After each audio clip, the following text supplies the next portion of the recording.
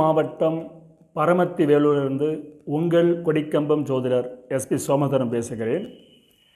எண்ணுள் கலந்து எண்ணில் நிறைந்து என்னை வழிநடத்தும் திருமுருகன் திருவருளுக்கு கோடான கோடி நன்றிகள். ஆயிரக்கணக்கான ஜோதிட சுருதிகளையும் அதன் சூட்சுமங்களையும் எனக்கு கற்றுத்தந்த எனது குருநாதர் சிங்களாந்தபுரம் எஸ் அருணாசையாவின் பொற்பாதங்களை பணிந்து வணங்கி மகிழ்கிறேன்.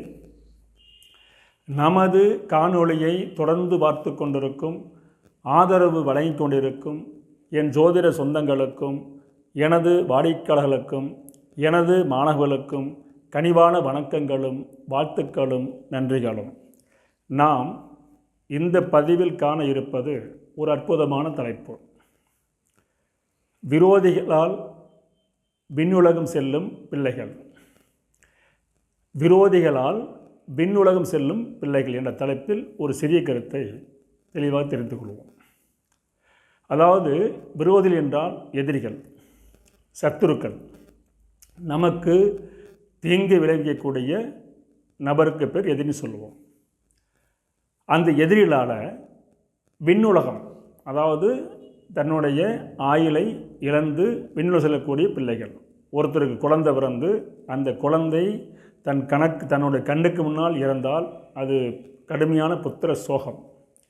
சில பேருக்கு குழந்தைகள் நோயால் இறப்பதுண்டு, சில பேருக்கு குழந்தைகள் விபத்தால் இறப்பதுண்டு, சில பேருக்கு இது மாதிரி எதிரிகளால் குழந்தைகள் இறப்பதும் உண்டு.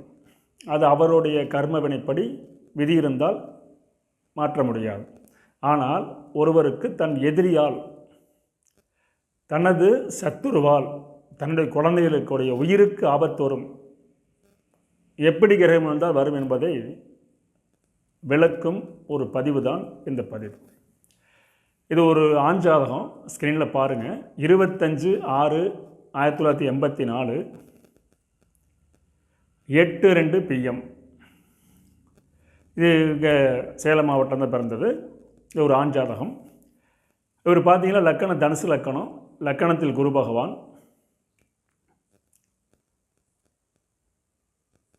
லக்கணத்துக்கு 5ஆம் இடத்தில் சந்திரன், 6ஆம் இடத்தில் ராகு, 7இல் சூரியன் புதன் சுக்கிரன், 11ஆம் இடத்தில் சனி செவ்வாய், 12ஆம் இடத்தில் கேது பகவான். நவாம்சம் எடுத்துக்கிட்டிங்களா அவருக்கு லக்கண வர்க்கோத்தமம், லக்கணத்தில் சந்திரன், மகரத்தில் சூரியன் சுக்கிரன், கும்பத்தில் புதன் சனி பகவான், மீனத்தில் செவ்வாய், மேசத்தில் ராகு, சிம்மத்தில் குரு பகவான், துலாத்தில் கேது.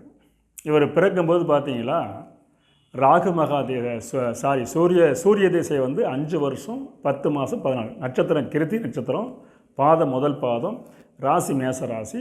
சூரிய 5 வருஷம் 10 மாதம் 4 நாள் இருக்க பிறந்திருக்காரு. இவருக்கு இந்த சம்பவம், அதாவது தன்னுடைய குழந்தைகளை இழந்த காலகட்டம் ராகதேசி செவ்வாய் புத்தி. அதாவது ஒரு அற்புதமான பாடல் பாருங்கள்.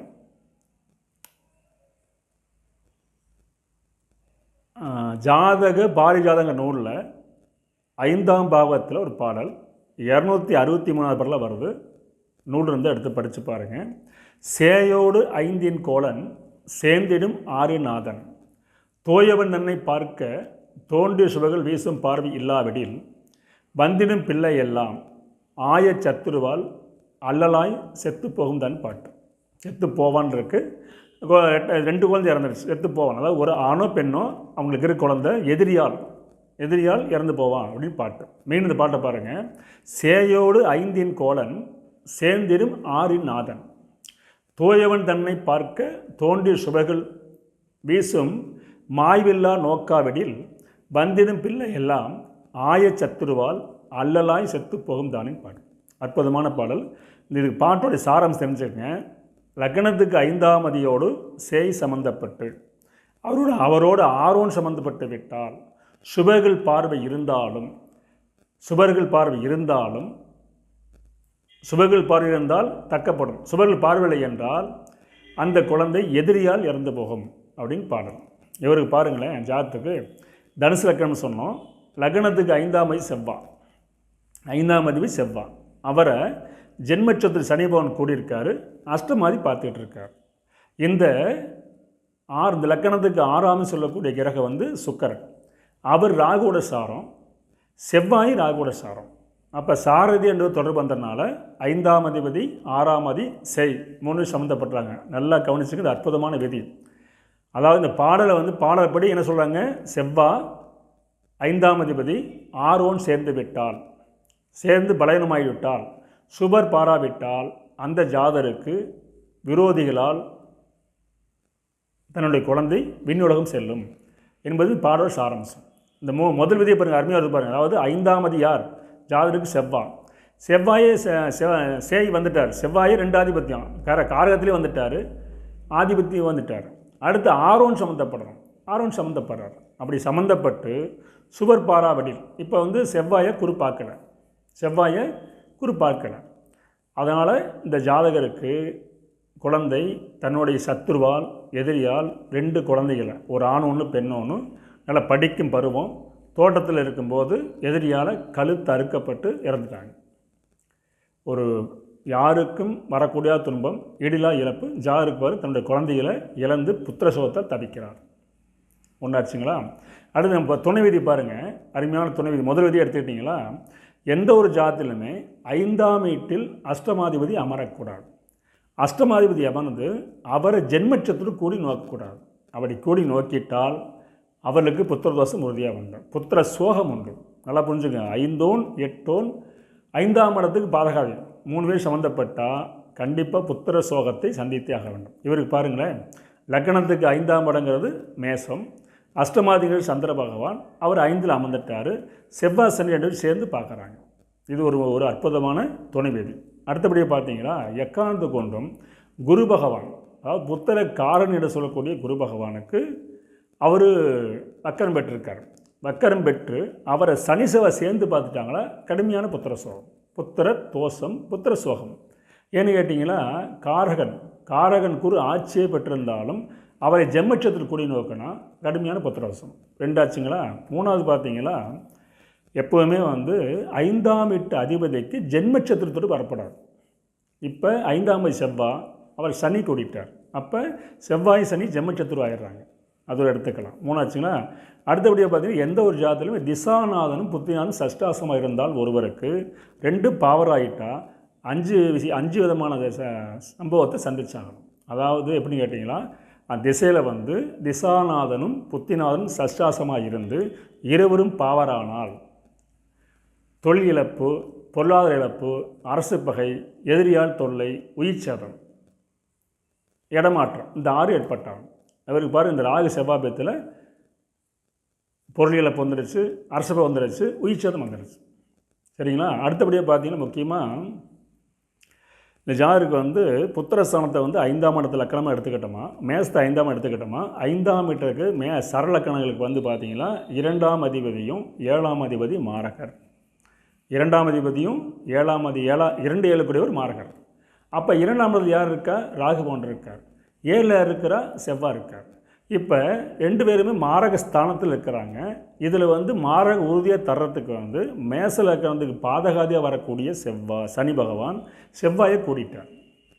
நல்லா புரிஞ்சுக்குங்க, மேச லக்கணத்தை அதாவது குழந்தையோட லக்கணம் மேசமாக எடுத்துக்கிட்டிங்களா, மேச லக்கணத்தை குழந்தை லக்கணமாக எடுத்துக்கிட்டோமா, சரலக்கணங்களுக்கு 2 7 மாரகஸ்தானம், 2 7ஆம் அதிபதி மாரகாதிபதிகள், 3வது 2 இளவரும் கிரகம் மாரகம் தர தகுதி பெற்றவை. இந்த 2 7க்கு வந்து அந்த லக்கணத்துக்கு பாதகாதி தொடர்பு இருந்தால் உறுதியாக செய்யப்படும். இப்போ பாருங்களேன், மேச லக்கணத்து 2 ராகு சேர்ந்துட்டு இருக்குது, 7 செவ்வாய் 7ஆம் இடத்துல இருக்குது, அவரோட பாதகாதி மேச லக்கணத்துக்கு வாய் சனிபன் சம்மந்தப்பட்டார்.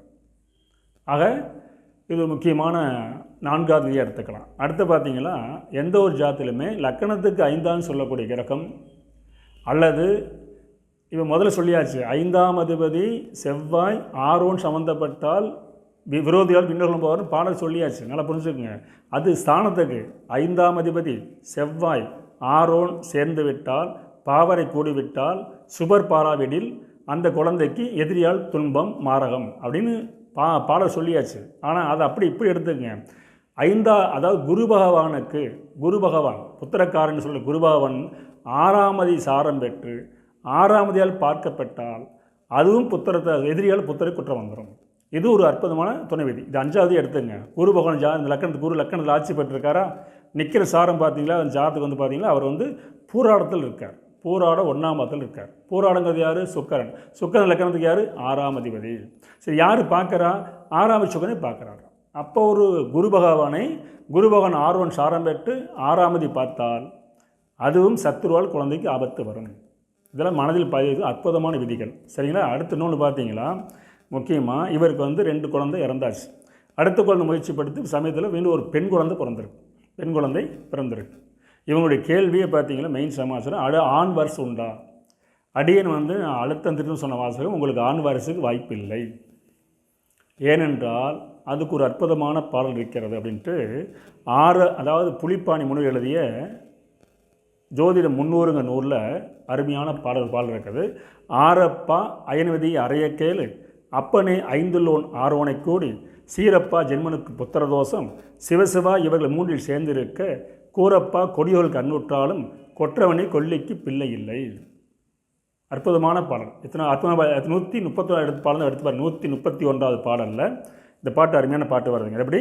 ஆரப்பா அயனவிதியை அறைய கேளு, அப்பனே 5லோன் ஆரோன் கூடில், சீரப்பா ஜென்மனுக்கு புத்திரதோஷம், சிவசிவா இவர்கள் 3இல் சேர்ந்திருக்க, கூரப்பா கொடியோல் கண்ணுற்றாலும் கொற்றவனை கொல்லிக்கு பிள்ளை இல்லை அப்படின்னு பாடல். இப்போ அப்படியே பார்த்தீங்களா, அடிக்கடி சொல்ல ஒரு வாசகம், லக்கணத்துக்கு பார்ப்பதை போல் ராசிக்கும் பார்க்க வேண்டும் என்பது என்னுடைய ஆணித்தரமான கொள்கை.